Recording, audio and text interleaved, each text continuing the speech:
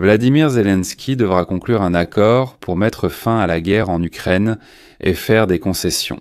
Aujourd'hui, le président américain Donald Trump a déclaré cela, alors qu'hier il disait qu'il fallait identifier le responsable du début de la guerre, l'Ukraine ou la Russie. Le secrétaire d'État américain Marco Rubio a qualifié d'exagération l'affirmation selon laquelle Poutine aurait intensifié les attaques contre l'Ukraine après sa rencontre avec Trump en Alaska. Et les attaques plus massives de Poutine ne sont qu'une évolution normale de la guerre que Trump veut arrêter, mais il ne sait pas comment. Marco Rubio a annoncé que Trump et Zelensky se verront en personne la semaine prochaine. Officiellement, tout est beau. Diplomatie, dialogue entre deux dirigeants, une occasion de synchroniser leurs montres. En réalité, c'est tout de même un moment de vérité, car ces dernières semaines, Trump a prononcé beaucoup de déclarations contradictoires. Je mettrai fin à la guerre en un mois, la Russie est l'agresseur, je renforcerai les sanctions lorsque l'Europe cessera d'acheter du pétrole et frappera la Chine. Peut-être un sommet, un autre ou aucun. Poutine et Zelensky ne négocieront jamais car ils se détestent. Kiev, Varsovie et Vilnius n'attendent-on pas une photo de Trump et Zelensky, mais des choses concrètes? Y aura-t-il un bouclier aérien au-dessus de la partie occidentale de l'Ukraine? Les États-Unis vont-ils imposer des sanctions secondaires à la flotte fantôme russe, accélérer les livraisons de F-16 et de missiles longue portée et lier véritablement sanctions et livraisons? Dans cet épisode, nous analyserons ce qui est en jeu avant la rencontre Trump-Zelensky et l'agenda que le président américain va promouvoir. Je suis Alexei Petchy, nous sommes le 16 septembre. Avant de commencer, je vous rappelle que cette chaîne YouTube publie chaque jour plusieurs reportages d'actualité et d'analyse. Pour que vous soyez au courant de tout, je vous recommande donc de vous abonner à cette chaîne YouTube si ce n'est pas déjà fait.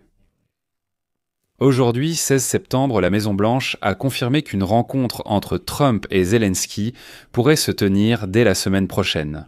Trump prépare déjà lui-même l'ordre du jour. Premièrement, Trump a déclaré publiquement aujourd'hui que Zelensky devra faire des concessions et signer un accord pour mettre fin à la guerre. Il semblerait qu'il n'y ait rien de grave dans ces propos. Nous avons déjà entendu tout cela s'il n'y avait pas un mais. La veille, Trump a clairement fait comprendre qu'il n'imposerait pas de sanctions ni de droits de douane promis contre les alliés de la Russie tant que l'Europe ne le ferait pas et tant que l'Europe ne renoncerait pas aux ressources énergétiques russes. Une fenêtre d'opportunité s'est ouverte car il est pas si possible de faire pression sur la Slovaquie et la Hongrie pour qu'elles renoncent au gaz et au pétrole russe. Ce sont de grands amis de Trump, pourquoi pas? C'est pourquoi Trump a décidé de rendre cette exigence encore plus impossible. Et il a ajouté que lorsque tous les pays de l'OTAN, pas seulement l'Europe, mais l'Europe, mais tous les pays de l'Alliance Atlantique, renonceront au gaz et au pétrole russe, lorsque tous les pays de l'OTAN imposeront des droits de douane contre la Chine, alors seulement il mettra en œuvre ces menaces. Et la Maison-Blanche a pris cette décision en toute connaissance de cause, car la Turquie fait partie de l'OTAN et il est fort probable qu'elle ne remplira aucune de ces exigences. Dans ce contexte, la menace du sénateur républicain Lindsey Graham paraît tout simplement ridicule. Le sénateur Graham a averti la Hongrie et la Slovaquie de sanctions pour l'achat de pétrole russe. Voici sa citation. « Lorsqu'il s'agit d'acheter du pétrole russe, presque tout dépend actuellement de la Hongrie et de la Slovaquie. J'espère et je m'attends à ce qu'ils prennent bientôt l'engagement de nous aider à mettre fin à ce bain de sang. Sinon, il doit y avoir des conséquences, et il y en aura. » Mais je rappelle que c'est ce même Lindsey Graham qui a menacé d'imposer des droits de douane de 500% contre la Chine, l'Inde, la Turquie et tous ceux qui achètent du pétrole russe. Il menaçait il y a encore quelques mois. Finalement, cela n'a mené à rien. Au final, qu'est-ce que les camps de Trump et Zelensky ont sur la table? Quelles sont leurs cartes? Comme le dit le président américain, Kiev a une liste claire. Fermer le ciel ouest de l'Ukraine avec les forces conjointes de l'OTAN et accélérer la livraison des F-16 et des munitions, y compris longue portée. Imposer des sanctions secondaires sur l'assurance de la flotte fantôme russe, les ports de transbordement et les banques asiatiques utilisées pour aider pour le troc russe. Du pétrole contre du fer. Fermer les failles concernant l'électronique, les roulements et la chimie, sans lesquelles la machine de guerre de la Fédération de Russie cale. Et cesser de chercher publiquement des portes vers la paix, alors que Moscou, après l'Alaska, n'a fait qu'intensifier ses attaques contre Washington. Un ensemble que l'on peut lire à partir des déclarations publiques. Donald Trump a pour la première fois appelé la Russie agresseur, admis que mettre fin à la guerre n'était pas si simple, et suspendu immédiatement la question des sanctions jusqu'à ce que l'Europe arrête d'acheter du pétrole et impose des droits de douane à la Chine. Parallèlement, ses conseillers, en particulier le ministre des Finances américain Scott Bessent, expliquent qu'un mois suffirait pour mettre fin à la guerre si les partis franchissaient les portes de la paix ouvertes par Donald Trump. Et ils ajoutent que les questions clés sont le territoire et les garanties. Eh bien, vous savez, on a envie de dire qu'on a déjà entendu tout cela, et pas qu'une seule fois. Quand allez-vous passer à l'action ? Varsovie, ayant entendu tout cela sur fond d'attaque de drones russes, a répondu à Trump de la manière la plus ferme possible. Ce n'est pas une erreur, c'est une attaque. Nous avons besoin de protection, pas de formule conditionnelle. Bruxelles. Il parle prudemment de l'impossibilité d'une guerre tarifaire avec la Chine et du véritable chemin à suivre. Ce sont des sanctions ciblées et secondaires visant les entreprises soutenant la Russie. C'est avec cet ensemble que Trump et Zelensky se rencontreront. Maintenant, examinons chaque point plus en détail. Zelensky viendra évidemment à la rencontre avec Trump avec le sujet de la protection du ciel ukrainien. Eh bien, pas parce que cela sonne bien, mais parce que cela empêche la répétition d'une nuit où 19 drones survolaient la Pologne et toute l'Europe suivait en direct comment la Russie attaquait effrontément un pays de l'OTAN. Zelensky a d'abord un argument moral. Cela protégera à la fois nous et vous. Un argument technique, car selon l'avis d'experts, 120 avions suffisent pour protéger toute la bande le long de la frontière ukrainienne. Et troisièmement, un argument politique. Sinon, demain, ce ne seront pas des drones vides qui arriveront à Varsovie, mais déjà équipés d'une charge militaire. En plus, la matrice des sanctions.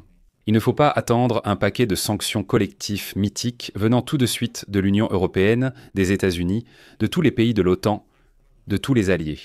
On peut frapper plus ciblé et douloureusement.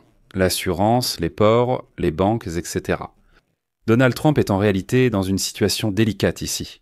D'un côté, il doit montrer sa force. Après l'attaque de drones contre la Pologne et les questions difficiles du flanc et de l'OTAN, la phrase « Mithulichama » nous réfléchissons à la manière de répondre ne passe plus.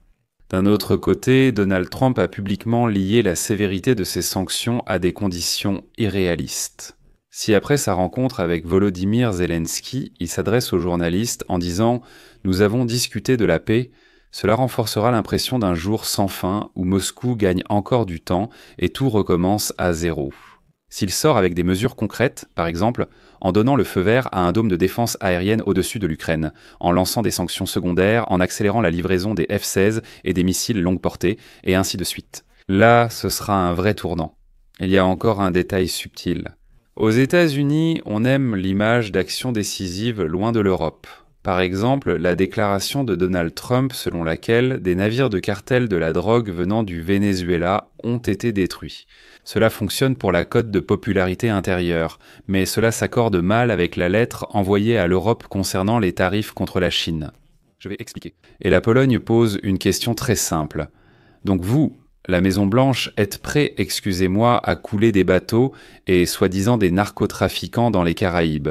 Mais êtes-vous prêt à couler l'assurance de la flotte fantôme de la Fédération de Russie ? Les banques qui font du troc avec Moscou sont prêtes à imposer des sanctions secondaires contre tous ceux qui aident de Moscou. Si la réponse ne vient qu'après l'Europe, eh bien, l'image de la rencontre sera, pour le dire gentiment, bien pâle. Il s'avère que Trump est prêt à attaquer là où les risques sont moindres, mais là où il y a le moindre risque, il dit que l'Europe doit agir la première et ensuite peut-être lui.